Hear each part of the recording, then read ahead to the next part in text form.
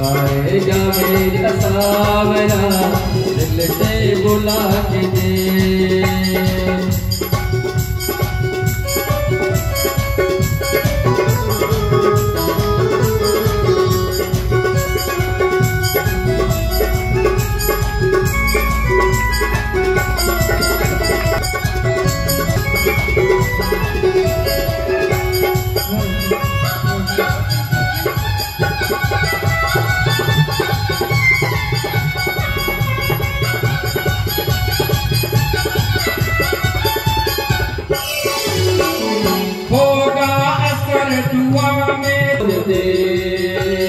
नरसी अगर यकीन नहीं तो घर से अगर यकीन दिल से बुला के दे।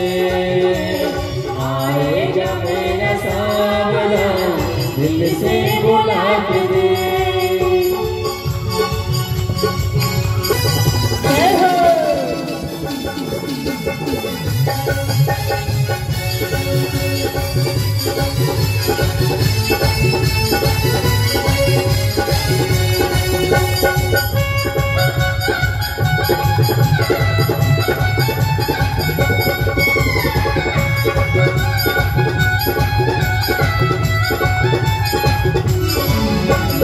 हारे का साथ है यारों के यार है। एहलावती का लाल ये सुनता पुकार है। भक्तों उनका पुकार है। चरणों में बाबा श्याम के चरणों में बाबा श्याम के आंसू बहा के दे।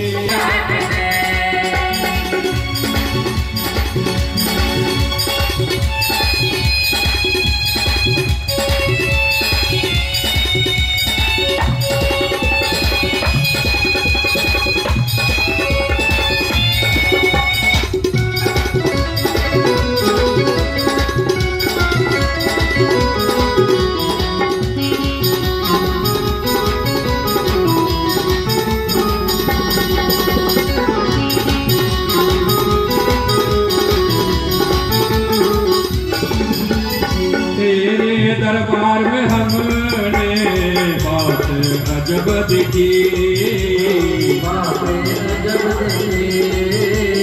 तेरे दरबार में हमने बातें अजब देखी। बिगड़ी जाए तो किस्मत तेरे घर पे बनी। आएगा आएगा आएगा मेरा सावरा दिल से बुला के दे। आएगा मेरा सावरा दिल से बुला के दे। आएगा मेरा सावरा।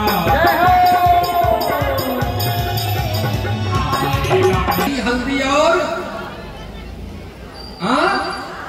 मिला देना और प्रेम से पीपल के वृक्ष के पास चले जाना और वहां पे क्या करना, उस पीपल के वृक्ष में उसको डाल देना।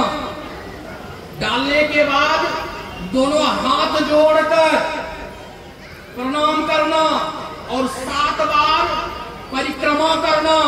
एक बार हनुमान चालीसा का पाठ करके, कितने बार हनुमान चालीसा का पाठ करके, एक बार हनुमान चालीसा का पाठ करते हुए आप उस पीपल वृक्ष का परिक्रमा कर लो।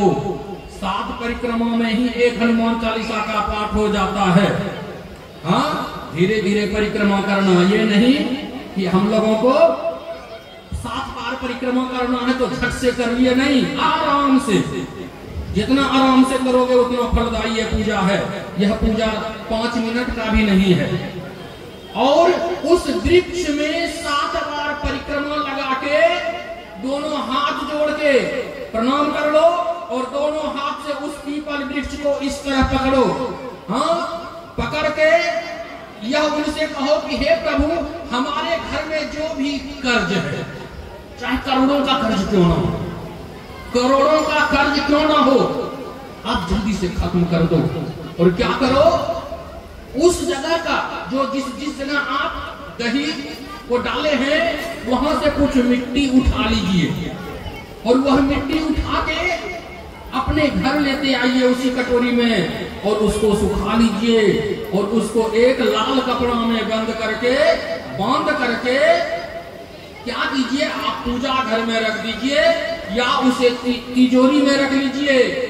जैसे जैसे वह मट्टी सूखना शुरू होगा वैसे वैसे आपका कर्ज मुक्ति का उपाय ब्रह्म देवता पीपल देवता लगा देंगे, क्योंकि पीपल के वृक्ष में सभी देवताओं का वास होता है।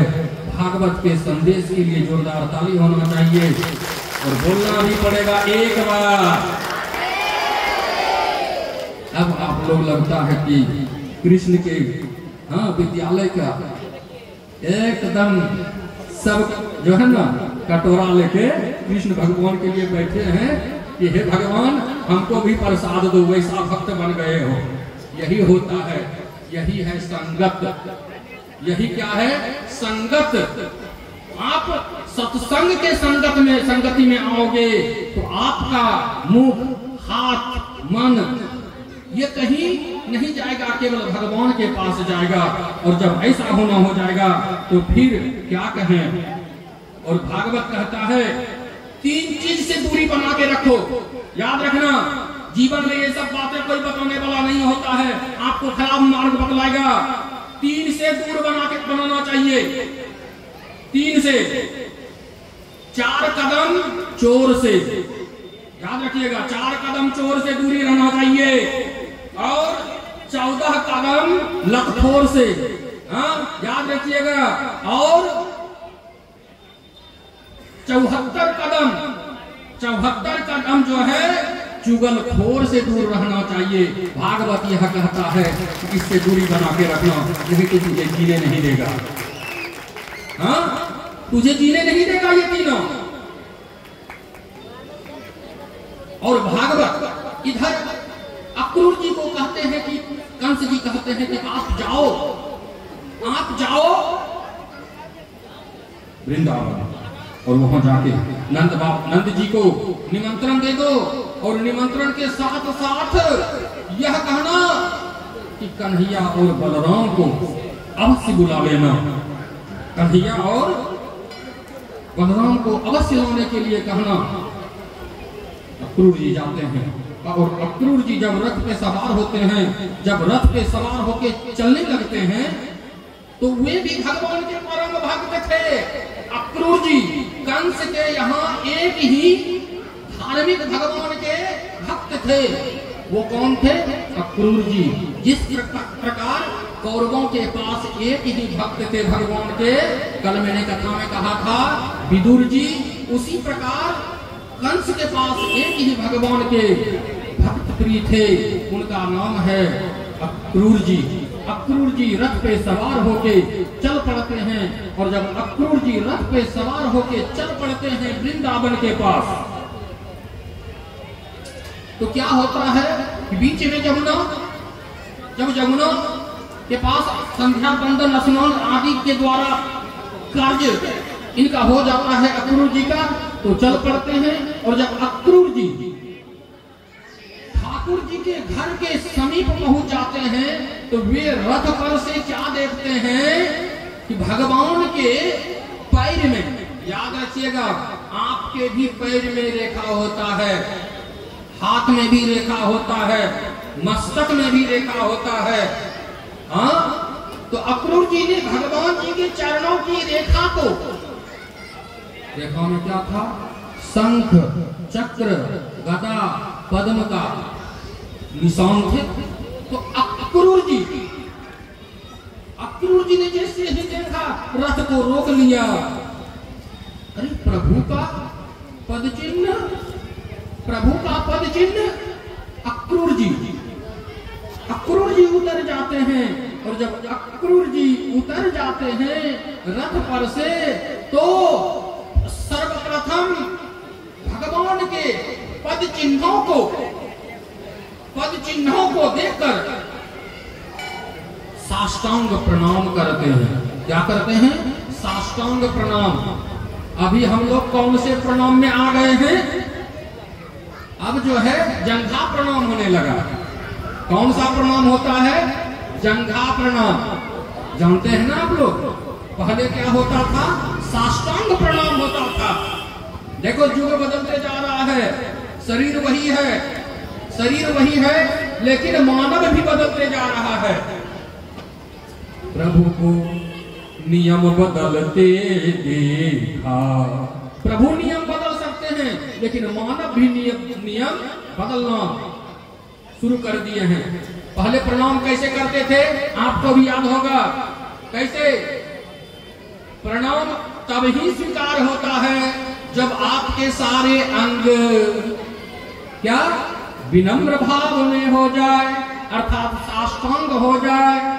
साष्टांग प्रणाम दोनों हाथ जोड़ के एकदम अपना जो है अंग उनमें समर्पित करने का भाव है साष्टांग। भागवत क्या कहता है कि प्रणाम करना है तो किसी को साष्टांग प्रणाम करो, अन्यथा दोनों हाथ जोड़ लो। हाँ, ये दोनों हाथ भी जोड़ने से क्या होता है? प्रणाम हो जाता है। आजकल क्या करते हैं? पहले पैर दोनों छुआ जाता था, अब जो है ठेनो छुआ जाता था, अब जान छुआ जाता है, कभी माथा ही छू के प्रणाम कर लिया जाएगा। हाँ, समाएगा। पहले आशीर्वाद माथे पे हाथ रख के देते थे ना आप लोग, अब क्या हो जाएगा? प्रणाम ही करेगा माथे पे हाथ रख के। हम अपने संस्कार को खो रहे हैं, हम अपने संस्कार को खो रहे हैं। सोचिए, आप अगर माँ पिता है, ठेहुनों से प्रणाम करना शुरू कर दिए हैं, तो आपके बच्चे जंघा को छुएंगे, कमर को छुएंगे, पेट को छुएंगे, उसके बाद बाहों को छुएंगे, उसके बाद डायरेक्ट माथे पे ही हाथ रख के प्रणाम करेंगे। ऐसा समय आने में कोई देर नहीं होगा। क्यों? आपका संगत चेंज हो रहा है। भागवत कहता है भगवान के अपने सनातन के, आप अपने पूर्वजों के नियम पे चलो, तुम्हें दुख नहीं होगा। और अक्रूर जी वहां से साष्टांग प्रणाम करते करते दंडवत प्रणाम करते हुए, आज भी आप लोग देवघर जाएंगे ना, तो सुल्तानगंज से दंडी लोग जो कबूलते हैं, बहुत प्रकार का कबूलते हैं। कोई शौक से जाते हैं, लगभग एक दिन में 2.5 किलोमीटर चलते हैं, कोई 2 किलोमीटर जो है दंडी देते हुए, साष्टांग प्रणाम करते हुए जाते हैं। और कुछ आदमी पहले क्या होते थे कि कोई भी मंदिर जाते थे, कोई भी मंदिर, आज से ले लोगे ना 25-30 बरस, अगर मंदिर वहां है तो वहीं से दंडवत देते हुए जाते थे। हाँ, अब एक बार भी दंडवत देते हैं। जो जानते हैं दंडवत को, वो देते हैं, अभी भी दंडवत साष्टांग प्रणाम करते हैं। और साष्टांग प्रणाम ही सारे प्रणामों में सार है। साष्टांग, जिसका सभी अंग भगवान में या प्रणाम करने वाले में समर्पित हो जाए, उसे साष्टांग कहते हैं। और वहां पे जब पहुंचने लगते हैं हमारे अक्रूर जी, तो हमारे ठाकुर जी गौशालों में खेल रहे थे। हमारे ठाकुर जी गौशाला में खेल रहे थे। हमारे ठाकुर जी गौशाला में खेल रहे थे। और क्या होता है, जब अक्रूर जी को देखते हैं ठाकुर जी को देखते हैं अक्रूर जी, तो दोनों में कहते हैं ना, दोनों का भक्त और भगवान का मिलन होता है। और हमारे ठाकुर जी उनको अपने घर में ले जाते हैं और उनका आतिथ्य सत्कार नंद बाबा करते हैं। और भोजनोपरांत भोजनोपरांत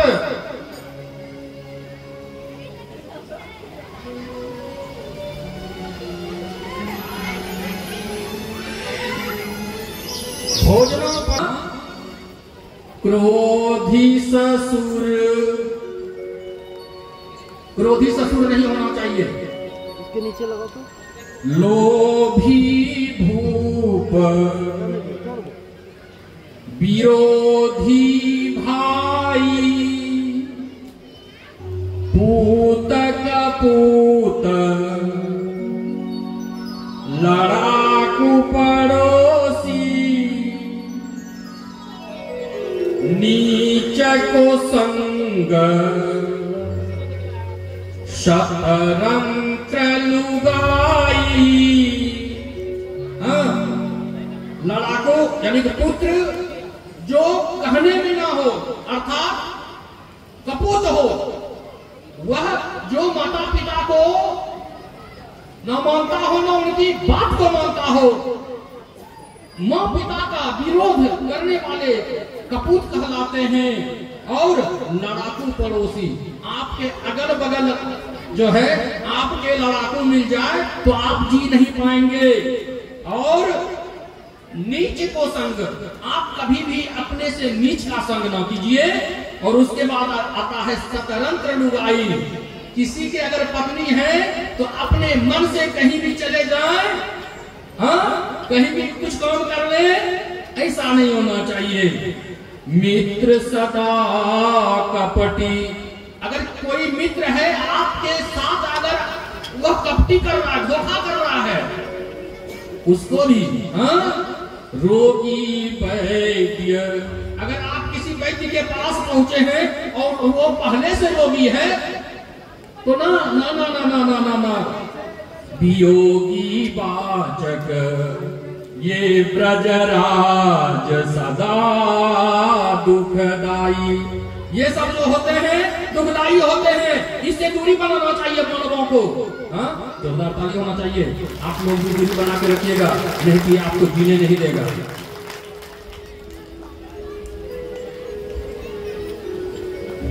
अक्रूर जी दूसरे दिन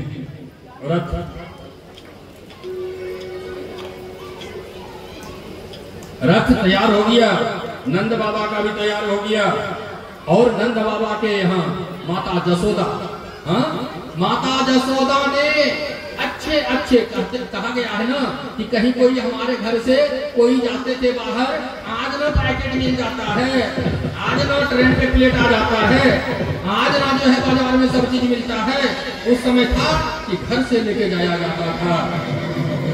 जैसे आप के बच्चे को अपने टिफिन बना के देते हैं, उसी प्रकार पहले जो है कोई कहीं जाते थे तो उनका भोजन वगैरह सब दिया जाता था। और पहले सबसे ज्यादा हम लोग अमृत खाते थे। क्या खाना पसंद करते थे? अमृत, जिससे हमें लंबा जीवन मिलता था, तंदुरुस्त शरीर मिलता था। अभी देखने में तो एकदम मोटे सोते हैं, हाँ, लेकिन 108 बीमारी को लेकर मोटाए हैं। हाँ, क्या है? देखो भाई, भागवत में जो कहा गया वही तो मैं कहता हूँ। मैं अपने मन से कुछ नहीं कहता। कलयुग में कहा गया है रोगों का भंडार हो जाएगा। क्यों भंडार हो जाएगा? जी, यह जी जो है, यह जी में शाकाहारी भोजन नहीं दोगे, अमृत नहीं पियोगे, हाँ, तो क्या होगा? आपका शरीर यह रोग से भर जाएगा और यह शरीर आनंद में नहीं जाने वाला होगा। जोरदार ताली होना चाहिए कि हम लोग अपने जी को कंट्रोल में रखेंगे।